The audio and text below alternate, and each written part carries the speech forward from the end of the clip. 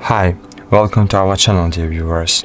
In this video I'll show you how to clean your USB charging port with household items on your Samsung Galaxy A33 device. So as you can see, my charging port is dirt that's preventing the charging cable from going all the way into the charging connector, and now we are going to try to clear it. So never use metal objects to clean the connector. You need to remember this rule, because metal objects can damage the moisture protection of the charging mechanism. And I suggest you use an old toothbrush which you no longer use. So to get it out, first you have to take the cover off if you have, and take the brush in your hand. Then gently insert the one part of the brush in the charging connector and just try to gently pry the dirt out.